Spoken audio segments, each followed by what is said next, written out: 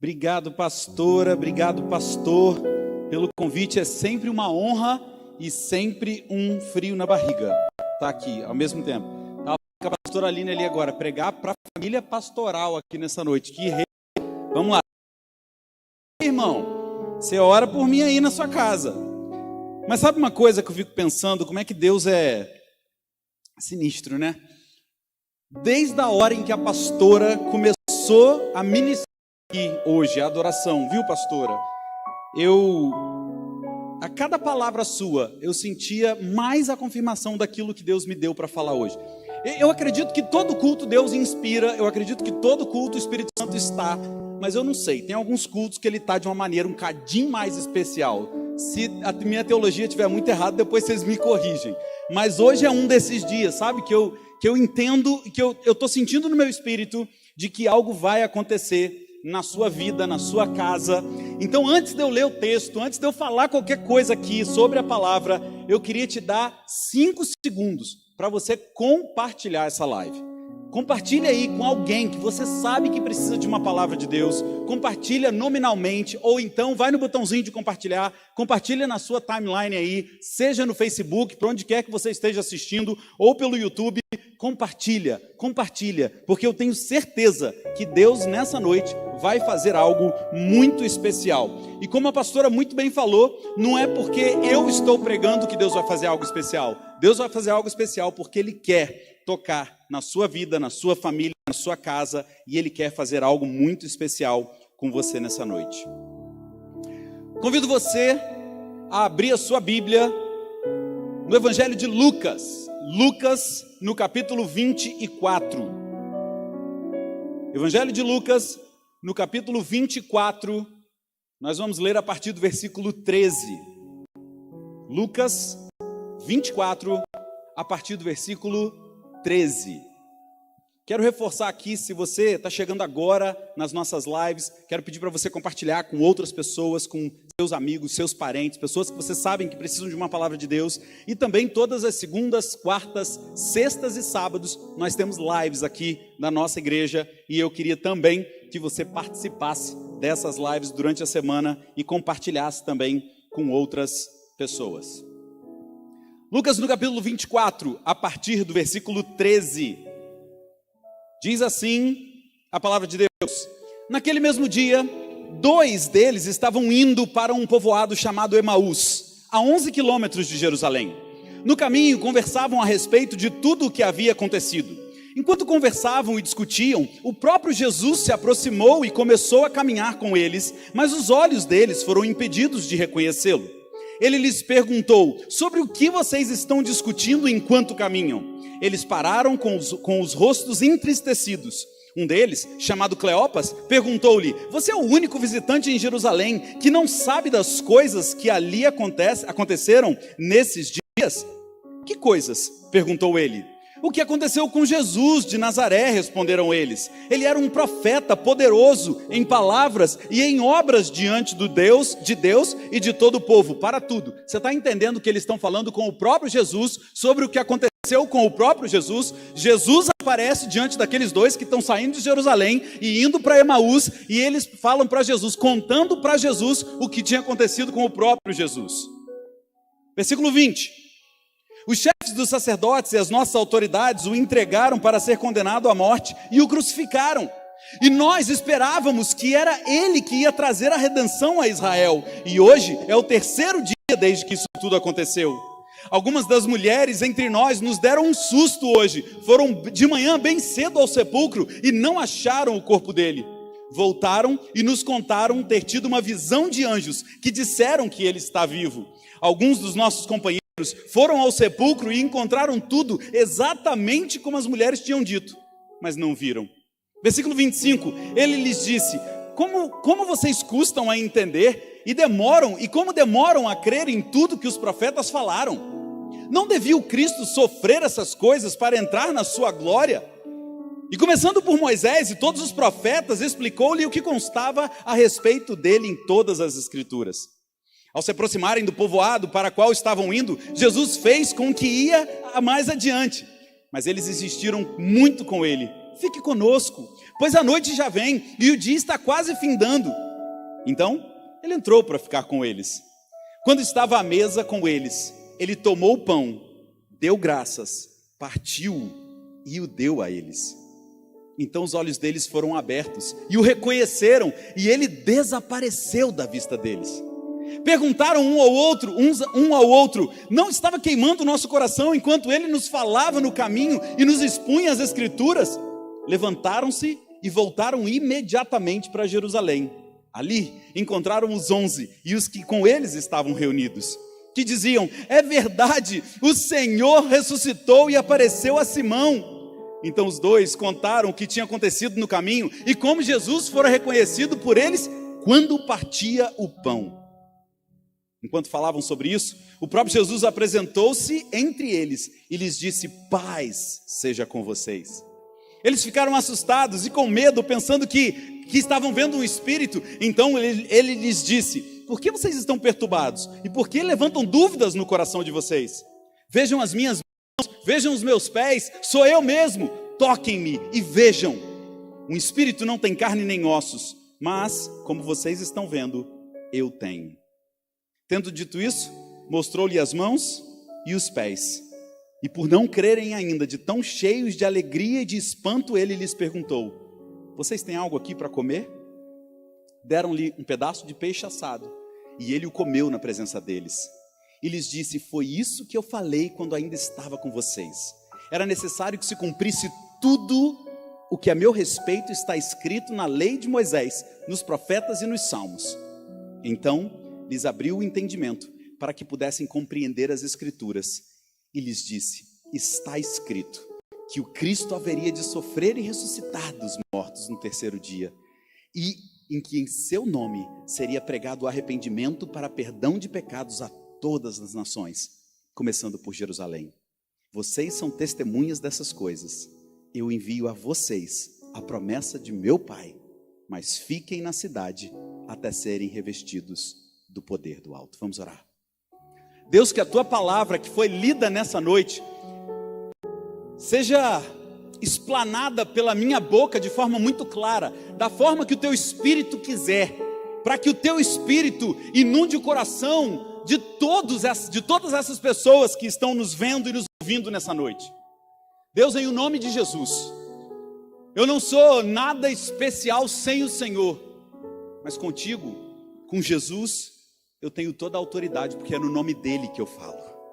Então, Deus, em o nome de Jesus, na autoridade do nome de Jesus, me usa nessa noite, para que de fato uma palavra de esperança, uma palavra de correção, uma palavra de instrução, uma palavra vinda direto do teu Espírito para o coração desses que estão nos ouvindo nessa noite, seja algo que venha moldar, inspirar e nos dar a certeza de que fomos tocados pelo Senhor.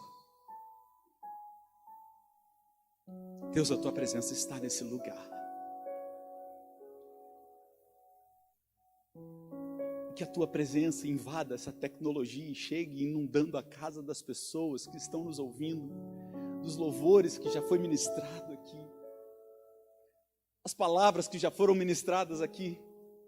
Deus, não me permite atrapalhar o que o Senhor quer fazer nessa noite, mas me usa como boca do Senhor nesse lugar. Nós nos rendemos aos teus pés. E nós queremos que o Senhor se revele a nós, assim como o Senhor se revelou para esses que estavam reunidos, esses que estavam perdidos. O Senhor os trouxe de volta, em nome de Jesus. Amém.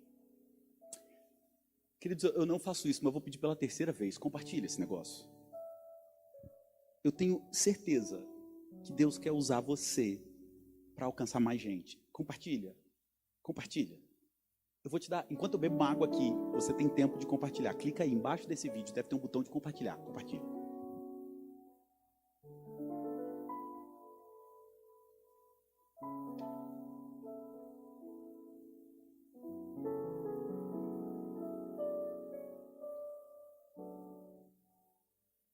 Queridos, eu estava com uma expectativa tão grande da gente se reunir nesse final de semana. Quando sexta-feira a gente soube que a gente podia se reunir, eu sinceramente fiquei com meu coração muito entusiasmado, sabe? Mas quando no sábado veio o decreto dizendo que a gente não podia se reunir, eu sabia que Deus ainda assim ia fazer algo, porque Deus não depende desse lugar para fazer algo. Mas se a gente tivesse aqui, como ia ser bom. Eu espero que você nunca se acostume com essa situação. E eu acho que eu nunca vou parar de dizer, todas as vezes que eu pregar e essa igreja tiver... Gente, a igreja está linda, está arrumadinho. As cadeiras estão todas enfileiradinhas. O chão está limpinho, está tudo lindo. E eu espero que você realmente não se acostume com isso. E que a gente tenha a alegria e o prazer de se arrumar para vir para a igreja. Que a gente tenha a alegria e o prazer de estar aqui juntos, porque isso aqui... Deus, eu sei que Deus habita em tempos, eu sei dessa coisa toda. Mas quando a gente está junto, a presença de Deus se manifesta de forma especial. Eu não sei porquê, mas é. Vamos para o texto? Quando o pastor me desafiou a pregar nessa noite, eu comecei a clamar diante de Deus e dizer, Senhor, o que eu posso dizer? O que dizer num tempo que a gente está vivendo? Porque a gente está vivendo um tempo esquisito. A gente está vivendo um tempo de insegurança. A gente está vivendo um tempo de tédio. As crianças estão, não só as crianças, mas as crianças não estão sabendo lidar com o tédio. Os adultos também não estão sabendo lidar com o tédio.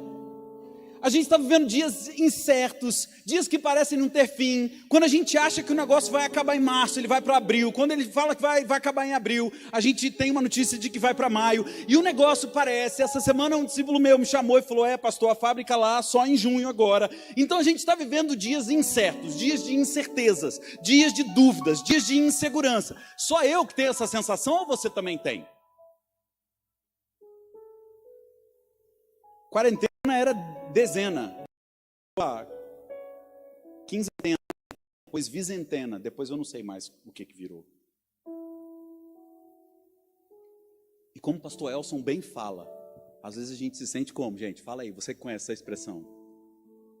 De mãos atadas.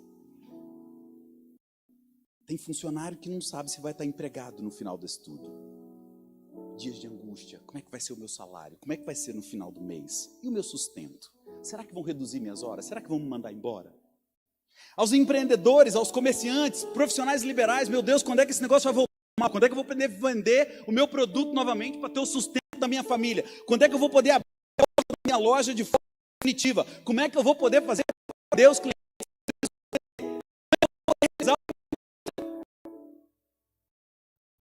Aos que estão desempregados, algumas perguntas como é que vai ser no final do mês? Será que eu vou conseguir pegar o dinheiro que eu preciso pegar? Será que eu vou recuperar o meu emprego quando acabar isso tudo? Estamos vivendo dias que parecem caos. Quando a gente lê esse texto, a impressão que eu tenho é que esses caras estavam vivendo dias exatamente como os que nós estamos vivendo hoje. Vamos imaginar a cena. Jesus estava ali com eles. Jesus estava o tempo todo ensinando, ministrando, falando, ensinando, e contava parábola, e a galera toda não entendia parábola. Ele chamava os discípulos dele, os 12 dele, e falava assim, não, agora eu vou explicar para vocês. Eles lá não vão entender não, mas vocês vão. E começava a explicar, e eles andaram ali 3 anos com Jesus, e aí de repente Jesus é morto, tentam defendê-lo, não dá para defender, o cara é morto, e aí quando Jesus é morto, acontece algo pior na cabeça deles. O corpo dele some. Jesus havia prometido de que ele ressuscitaria. Jesus já tinha profetizado tudo que, olha, vai acontecer isso, depois vai acontecer isso, depois vai acontecer isso. Jesus falou tudo para eles. Só que ainda assim, quando aconteceu, os caras levam um susto. As mulheres vão lá no dia que ele ressuscita. Quando chegam lá, encontram o túmulo vazio. O corpo dele não está lá. E aí está todo mundo desesperado, orientado, sem esperança, dias incertos, dias de insegurança, dias de incerteza, dias de eu não sei o que vai acontecer daqui para frente. O nosso mestre morreu. Esperávamos que ele fosse alguém que fosse tomar o trono. Achavam que ele vinha como alguém político que ia dominar. E Jesus morre.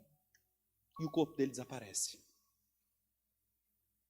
Uns ficam reunidos, Mas a história conta de dois.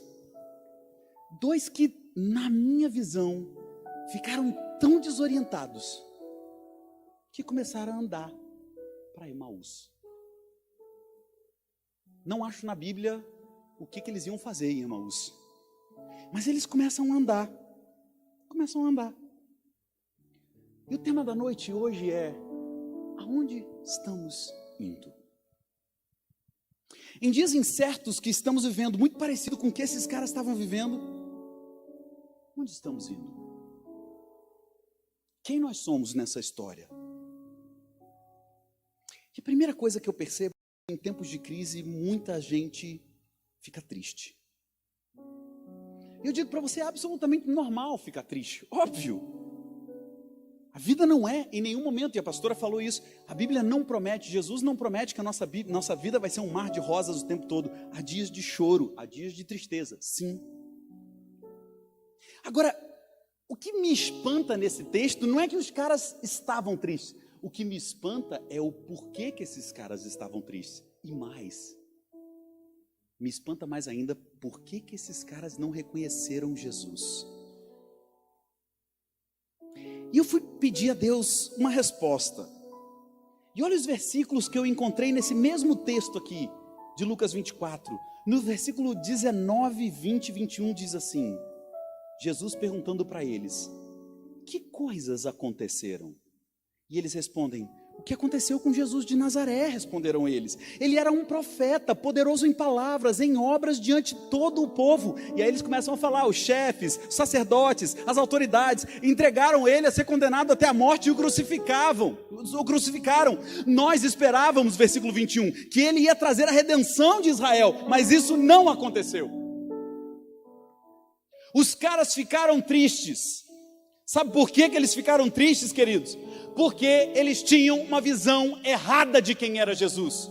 Jesus não era um grande profeta somente. Jesus não era poderoso em palavras somente. Jesus não era aquela diminuição que eles deram para Jesus. Quando eles olham para essa situação, quando eles enxergam essa situação, eles ficam tristes. E é natural que você fique triste nessa situação. Mas a grande questão é, eles perderam a perspectiva de quem era Jesus. Eles olharam para Jesus como um grande profeta. Eles olharam para Jesus como alguém poderoso em palavras e em atitudes. E por causa disso, eu faço a pergunta para você: como é que você tem reagido a isso tudo que está acontecendo? Qual tem sido a sua reação em face do que estamos vivendo? Como é que estão as suas emoções? Como é que está o seu coração? Que pensamentos você tem alimentado na sua mente? O que você tem vivido? Você tem explorado o caos? Você tem vivido o caos? Sexta-feira foi um dia extremamente tenso para a nossa nação. E a pergunta que eu tenho para fazer para você é: como estão as suas emoções nesse tempo? Vendo esses caras e vendo como que eles ficaram tristes, a segunda pergunta que eu faço para a gente refletir nessa noite é: o que os caras estavam fazendo? Diante de todo o cenário que eles estavam vivendo, o que eles estavam fazendo? Os caras estavam indo para Emaús, sabe Deus para quê? Olha o versículo 13. Naquele mesmo dia, que dia? No dia em que as mulheres foram lá ver se Jesus estava lá ou não. Naquele mesmo dia, 2 deles estavam indo para um povoado chamado Emaús, a mais ou menos 11 quilômetros de Jerusalém. No caminho, conversavam a respeito de tudo o que havia acontecido. Mas enquanto conversavam e discutiam, o próprio Jesus se aproximou deles. A gente não tem aqui o relato do que eles foram fazer, mas eles, enquanto caminhavam, conversavam. Enquanto caminhavam, discutiam. E quanto mais eles caminhavam e discutiam, mais longe de Jerusalém eles ficavam. E eu quero fazer essa pergunta para você nessa noite. Diante de tudo que está acontecendo, diante de toda a situação em que o país e o mundo está vivendo, a minha pergunta para você é o seguinte: você está indo para Emaús, você está conversando, distraindo, se distanciando, falando sobre o que está acontecendo, mas não está aproveitando o momento para fazer o que você deveria fazer? Será que você, ao invés de ouvir uma palavra de Deus para a sua vida, está vendo vídeos que você não deveria ver? Ao invés de você ler a palavra, estudar, buscar um conhecimento, enquanto você está sem o trabalho formal, você está gastando tempo vendo videozinho de Facebook, vendo coisinhas que não agradam, brigando com seus filhos, brigando com a sua família, ao invés de aproveitar o tempo que Deus está te dando em casa, para estreitar o relacionamento com seus filhos, para estreitar o relacionamento com a sua esposa, será que você está aproveitando esse tempo, indo para Emaús, se distanciando daquilo que Deus te deu para fazer nesse tempo? Quando eu paro para olhar para esses caras, os caras, ao invés de arregaçarem as mangas e fazer o que eles tinham que fazer, porque eles já sabiam o que eles tinham que fazer, eles começam a se distrair. Eles começam a fazer o que Deus não disse para eles fazerem. E muitos de nós, muitos, estão jogando esse tempo fora. Não aproveitaram a quarentena para fazer um curso online, não aproveitaram a quarentena para ler um pouquinho mais da Bíblia, não aproveitaram a quarentena para brincar um pouco mais com os filhos, não aproveitaram a quarentena, só estão falando dos problemas, chorando, me engano, vendo porcaria e não estão aproveitando o tempo.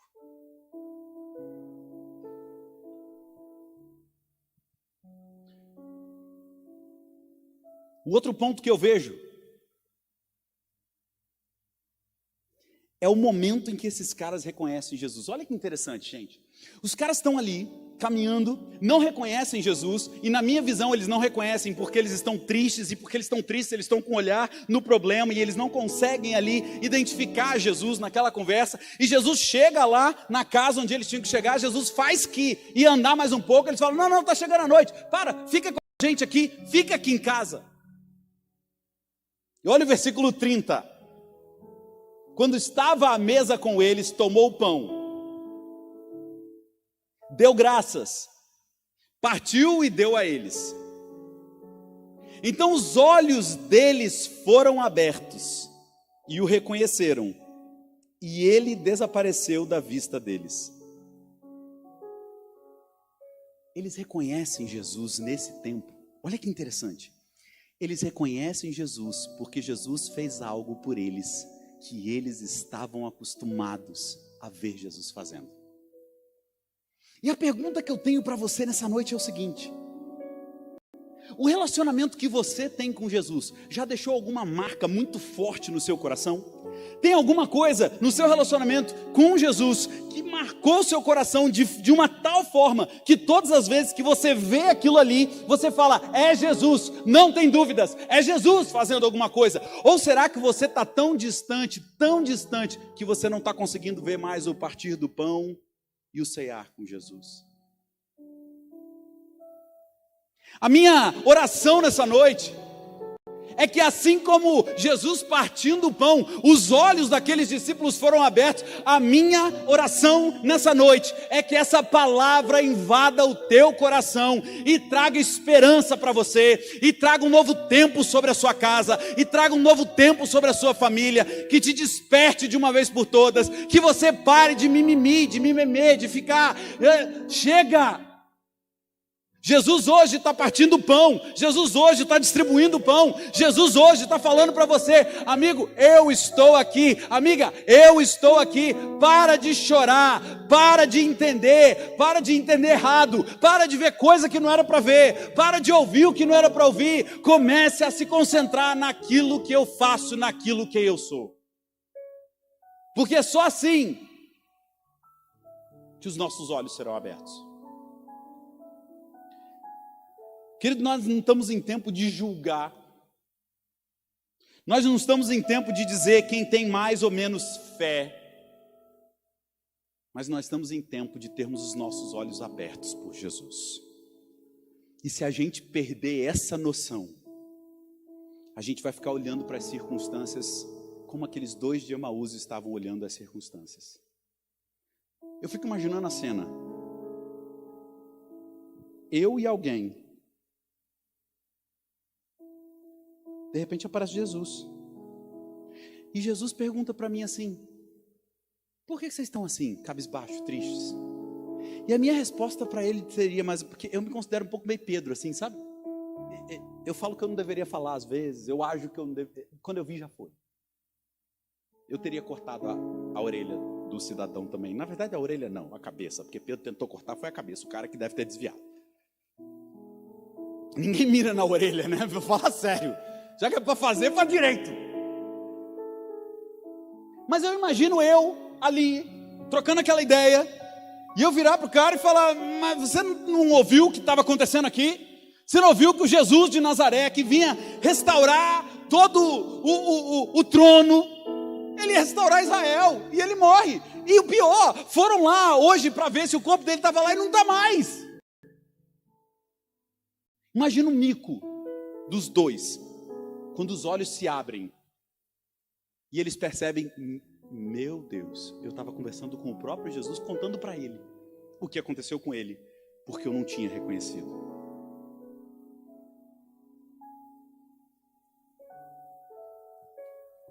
Queridos, como eu oro hoje, para que de alguma forma essa palavra entre no teu coração de uma maneira em que você tenha os seus olhos abertos, porque o próprio Espírito de Deus pode abrir os seus olhos nessa noite, se você quiser. E não importa quanto tempo você tem de igreja, se é a primeira vez que você está assistindo a gente aqui, ou se é há, 20 anos que você é crente, pouco importa.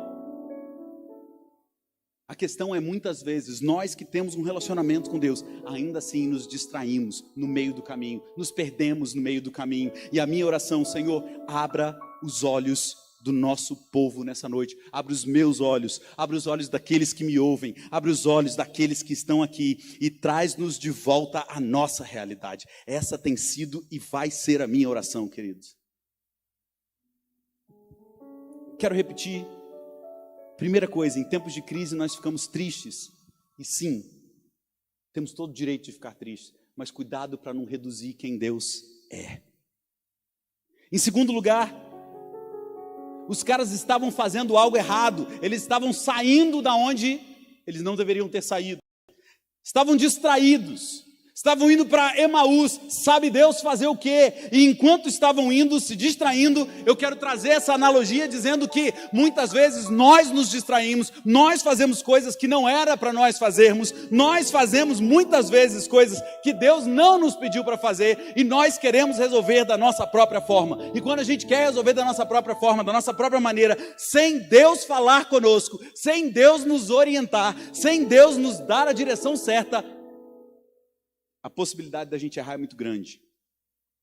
E como esses dois aqui estavam indo para o lugar errado. O que você tem feito nesse tempo? E eu quero que você pense nisso. Nesse tempo de quarentena. Você tem feito coisas que vão te trazer benefícios duradouros ou prejuízos duradouros? A chance que você tem nesse momento de construir um legado, de construir uma memória para os seus filhos, fazer algo pela sua esposa, pelo seu marido, essa é a hora. Em nome de Jesus, está todo mundo dizendo aí fora que ficar com o marido, ficar com a mulher nesse tempo, só misericórdia, tem que acabar logo essa quarentena. Em nome de Jesus, não queira que ela acabe por causa disso, porque eu profetizo que você vai viver os melhores dias, se você souber aproveitá-lo. O Espírito quer que você aproveite. Em quarto lugar, ou terceiro, já nem sei mais, o relacionamento desses caras fez com que a marca no coração deles fosse construído a partir do partir do pão, a partir de algo que Jesus fez. E a minha oração é que os seus olhos sejam abertos em algo que Deus vai fazer hoje por você. E em último lugar, Jesus mostra para aqueles caras quem Ele é e o quanto Ele ainda está no controle de todas as coisas. Vamos voltar na cena. Imagina que depois que Jesus aparece para eles, os olhos deles se abrem, Jesus, desaparece. Esses dois voltam para Jerusalém, e quando voltam para Jerusalém, os caras que estavam reunidos lá onde eles estavam em Jerusalém, continuam falando. Mas vem cá, apareceu para Saulo, para Pedro, apareceu, não apareceu? E os caras estão ali, gente, é verdade, apareceu, não apareceu. E eu imagino aquela discussão toda ali, e alguém falando, não, Tomé falando lá, não acredito, eu só acredito se eu botar realmente a minha mão. Eu não sei se de fato esse negócio aconteceu ou não aconteceu, estão dizendo aí que é. Chegam os dois que foram para Emaús, estavam perdidos, estavam indo para um lugar que não deveriam ir. Chegam, arrombam a porta lá, não sei se é isso, agora é a versão minha, arrombam a porta e falam assim, para tudo. É verdade. O que estão dizendo de Jesus é verdade. Ele apareceu para a gente estava indo para Emaús, a gente estava conversando sobre ele, de repente ele aparece, a gente não reconhece, mas quando ele parte o pão, os nossos olhos se abrem. E ali nós entendemos que de fato era ele. E quando eles estão falando isso, versículo 36 desse capítulo 24 diz: enquanto falavam sobre isso, o próprio Jesus apresentou-se entre eles e lhes disse: paz seja com vocês. Eles ficaram assustados e com medo. Os caras estavam falando que era verdade. Eles estavam quase que num consenso de que era verdade, tirando ali talvez Tomé e mais algum outro. E aí eles ficam com medo, pensando que estavam vendo um espírito. Versículo 38, ele lhes disse: por que vocês estão perturbados e por que se levantam dúvidas no coração de vocês? Vejam as minhas mãos, vejam os meus pés, sou eu, toquem-me e vejam, um espírito não tem carne nem ossos, como vocês estão vendo que eu tenho. E tendo dito isso, mostrou-lhe as mãos e os pés. E por não crerem ainda, tão cheios de alegria e de espanto, ele lhes perguntou: vocês têm aqui algo para comer? Deram-lhe um pedaço de peixe assado, e ele o comeu na presença deles, e disse-lhes: foi isso que eu falei enquanto eu estava com vocês. Era necessário que se cumprisse tudo o que me foi dito na lei de Moisés, nos profetas e nos salmos. Então lhes abriu o entendimento, para que pudessem compreender as Escrituras. E está escrito que o Cristo haveria de sofrer e ressuscitar dentre os mortos no terceiro dia, e que o seu nome seria pregado o arrependimento para perdão de pecados de todas as nações, começando por Jerusalém. E vocês são testemunhas dessas coisas. Eu envio a vocês a promessa de meu Pai, mas fiquem na cidade até serem revestidos do poder do alto. Quando eu vejo Jesus se apresentando para esses camaradas, quando eu vejo Jesus se apresentando e dizendo: toca aqui, vocês estão na dúvida? Então toca, não tem problema. Eu paro e olho a minha condição, e eu quero que você se veja nessa condição. Sabe o que Jesus fez por aqui? Sabe o que Jesus fez com os caras que estavam em dúvida? Com eles nada. Ele fez por eles. Ele estendeu a mão, ele estendeu o pé, e ele disse: toca. Está na dúvida? Está achando que não sou eu? Então toca. Me vem aqui alguns textos. Todas as vezes que Deus diz: sou eu. Se você não acredita, um dos textos que vem na minha mente é Malaquias. Fazei prova, eu estou dizendo que sou eu estou dizendo que eu posso fazer, eu estou dizendo que eu vou abençoar, então faz para você ver. É Jesus não julgando ninguém, é Jesus não dando sapuada em ninguém ali, é Jesus dizendo: vocês estão com medo? Então, o convite de Jesus nessa noite para você é: toca, eu estou aqui. Eu ainda estou no controle, eu ainda estou no comando. A última vez que eu verifiquei, Jesus ainda estava no trono e ele continuará até eternamente. Mas talvez você hoje esteja ouvindo essa palavra e você está assim: mas Elton, eu não sei o que vai acontecer. Eu não sei como é que vai ser no meu trabalho. Eu não sei como é que vai ser na minha casa. Eu preciso te dizer algo, querido, porque assim como Jesus diz: olha, começando por Jerusalém, vai começar uma pregação de arrependimento e o mundo inteiro vai saber quem eu sou. E ele diz: fiquem em Jerusalém até vir sobre vocês o poder do alto. Eu entendo que essa palavra quer dizer: para de caminhar para Emaús, para de fazer o que Jesus não te mandou fazer e comece a fazer o que Ele tem falado com você para fazer. Se você não sabe o que Deus está falando para você fazer, é só você olhar nas últimas ministrações o que Deus tem falado com a nossa igreja, o que Deus tem ministrado na nossa igreja. Liga para o seu líder, liga para os pastores, liga para a gente, fala: vamos lá, me ajuda, eu preciso saber o que eu tenho que fazer nesse momento, eu estou errando nisso.